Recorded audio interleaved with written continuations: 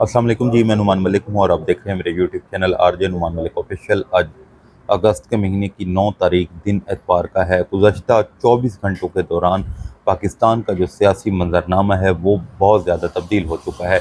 कुछ अहम डेवलपमेंट्स हो रही हैं, वो डेवलपमेंट मैं आपके सामने रखूँगा। सबसे पहले आपको खबरें बता देता हूँ, फिर उनकी जो तफसील होगी वो आपके सामने रखूँगा। सबसे पहले आपको ये बताता चलूँ कि सुहेल अफरीदी साहब को कत्ल करने की धमकियां मिल रही हैं और उसके साथ साथ सुहेल अफरीदी साहब को जब वो लॉन्ग मार्च की कॉल दे रहे थे, कौन कौन सी धमकियां मिली, ये भी खबर मैं आपके सामने रखूंगा। और उसके साथ साथ जो गुज़श्ता 2 दिन के दौरान सुहेल अफरीदी साहब केपी हाउस में मुख्तलिफ सहाफ़ियों से मिल रहे हैं, उनके सवालों के जवाब दे रहे हैं, जो लॉन्ग मार्च आना है उसकी तैयारियों के हवाले से और बहुत सारी चीज़ें जो हैं अब वो इस वक्त वो जवाब दे रहे हैं। और उसके साथ साथ इमरान खान साहब की सेहत को लेके एक खबर सामने आई है और ये खबर भी जो है दी है सदीक जान साहब ने। कल रात को एक चैनल है, उस पर उन्होंने एक वीडियो की और उस वीडियो के दौरान इमरान खान साहब की सेहत के हवाले से उन्होंने बहुत बड़ी खबर की। उस खबर के बाद भी सोशल मीडिया पे एक कोहराम मच गया, एक तहलका मच गया।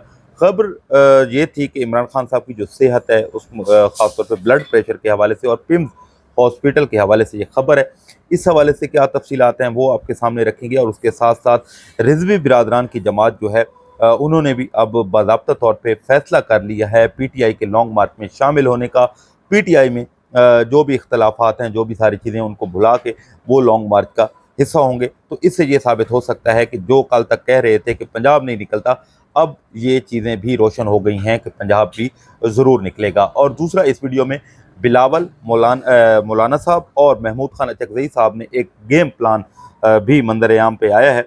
ये गेम प्लान क्या है इसकी तफसीलात भी आपके सामने रखूंगा, लेकिन उससे पहले आप तमाम देखने वालों से गुजारिश है चैनल को ज़रूर सब्सक्राइब किया करें, राय अपनी ज़रूर दिया करें और उसके साथ साथ वीडियो को भी आप पूरा देखा करें।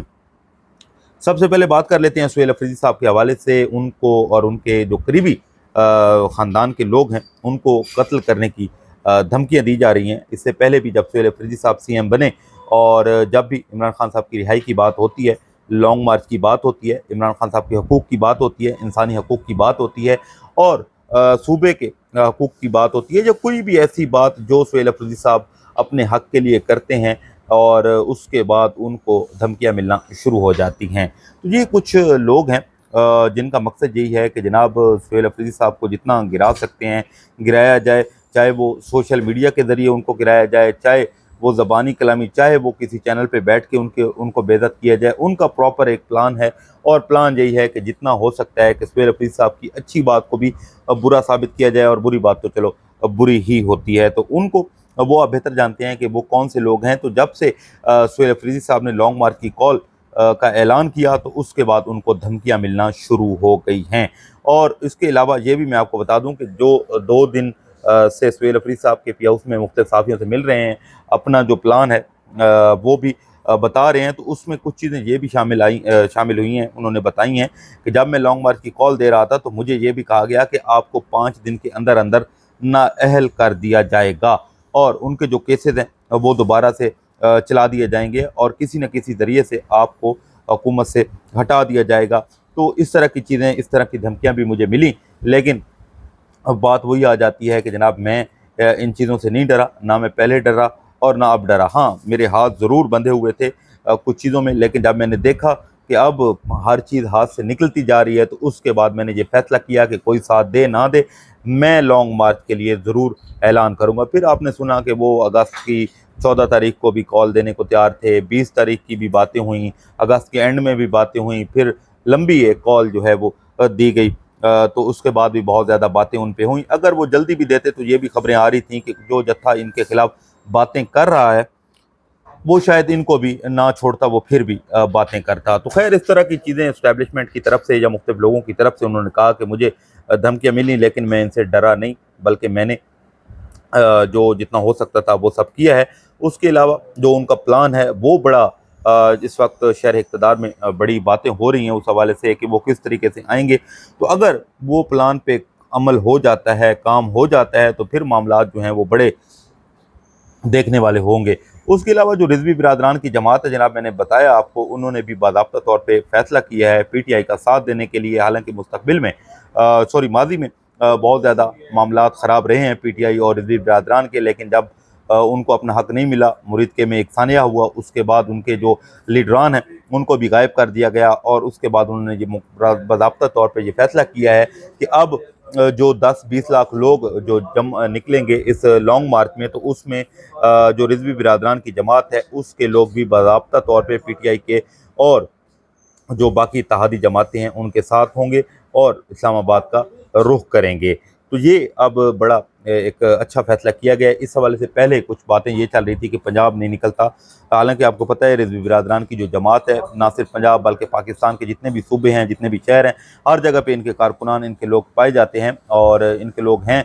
और अब वो चाहते हैं कि उनके जो लीडरान हैं उनको सामने लाया जाए, लेकिन वो तो सामने नहीं आ सकते। तो इस हवाले से अब उन्होंने फैसला किया है कि वो जितना हो सकता है वो PTI का साथ देंगे और इस लॉन्ग मार्च का हिस्सा जो है वो बनेंगे।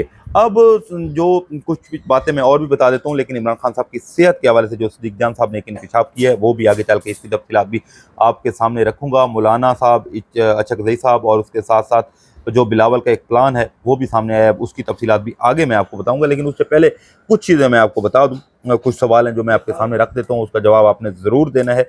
एक तो जो जलसा हुआ था 5 अगस्त को, उसमें सुहेल अफरीदी साहब ने कुछ ऐलानात किए थे, कुछ आप कह सकते हैं कि अपने उन्होंने कहा था कि हम चाहते हैं कि इमरान खान साहब को अस्पताल मुंतकिल किया जाए, किसी बहन की मुलाकात करवाई दी जाए। तो ये हमारे मुतालबात हैं, अगर ये पूरे नहीं होते तो लॉन्ग मार्च की कॉल जो है वो दी जाएगी। अब कुछ लोग ये कह रहे हैं कि शायद हो सकता है कि ये 2-3 जो मुतालबात रखे गए हैं उसमें हो सकता है कि हुकूमत मुलाकात करवा दे, हो सकता है हुकूमत इमरान खान साहब को शिफ्ट भी कर दे। तो अगर वो शिफ्ट कर देती है तो सवाल ये पैदा होता है, तो क्या सुहेल अफरीदी साहब जो लॉन्ग मार्च की कॉल दे चुके हैं वो लॉन्ग मार्च की कॉल रहेगी या ख़त्म कर दी जाएगी?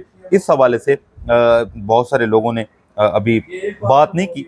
मेरा ख्याल है, मैंने एक दोस्त को कहा है कि अगर उनकी मुलाकात होती है तो वो ज़रूर सुहेल अफरीदी साहब से ये पूछे कि अगर जो मुतालबात जलसे में 2-3 मुतालबात थे वो रखे गए, अगर वो पूरे हो जाते हैं तो फिर उसके बाद क्या सूरत हाल होगी। वैसे अब देखने वाले जो भी दिन गुजरता जा रहा है और इस हवाले से तैयारियां भी ज़ोर शोर से जारी हैं।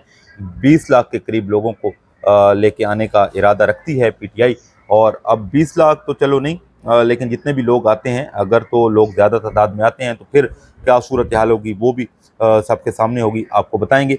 लेकिन उससे पहले आपको ये बता दें कि इमरान खान साहब की सेहत को लेकर बहुत ज़्यादा तशवीशनाक खबरें सामने आ रही हैं। पहले जब भी इमरान खान साहब की खबरें आती हैं सेहत को लेके, जब पहली दफ़ा आँख के हवाले से असदुल्ला खान साहब ने इंकशाफ किया था और उसी दिन अडयाला में जब अली मखानम से पूछा गया कि इस तरह की खबरें आ रही तो उन्होंने कहा कौन असदुल्ला। तो ये एस्टेब्लिशमेंट ही इस तरह की खबरें फैलाती है, इस तरह की चीज़ें करती है। तो बाद में जी पता चला कि वाकई वो खबर तो सच्ची थी, क्योंकि लोग कहते हैं कि जो अभी सदीक जान साहब ने एक इंकशाफ किया है कि इमरान खान साहब को ब्लड प्रेशर का मसला है, उससे पहले भी बहुत सारे लोग जो हैं वो इस हवाले से बातें कर चुके हैं, इस हवाले से चीज़ें बता चुके हैं, इस हवाले से खबरें दे चुके हैं कि इमरान खान साहब की सेहत को लेके इस वक्त बहुत ज़्यादा तशवीशनाक खबरें सामने आ रही हैं, जिसमें इमरान खान साहब के हाथ भी काँप रहे हैं, ब्लड प्रेशर का भी बहुत ज़्यादा मसला है।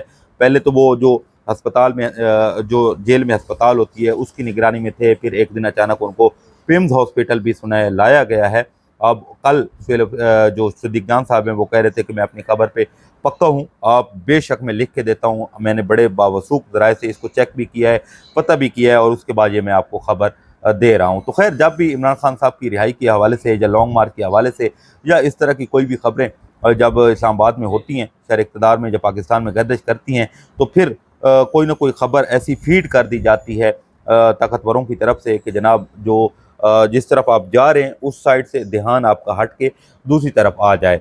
तो अब इस खबर में लोग कह रहे हैं कि जी ये तो सच्चाई नहीं है। हालांकि ये भी खबरें थी। मेरे एक दोस्त जब सुहेल अफरीदी साहब से 2 दिन पहले उनकी मुलाकात हुई तो उन्होंने उनकी सेहत के हवाले से सवाल किए, तो उन्होंने कहा कि ऐसा कुछ नहीं है, मैंने पता किया है, ऐसा कुछ भी नहीं है, इमरान खान साहब की सेहत बिल्कुल ठीक है और फलां फलां मैंने इमरान खान साहब की बहनों को बता दिया है।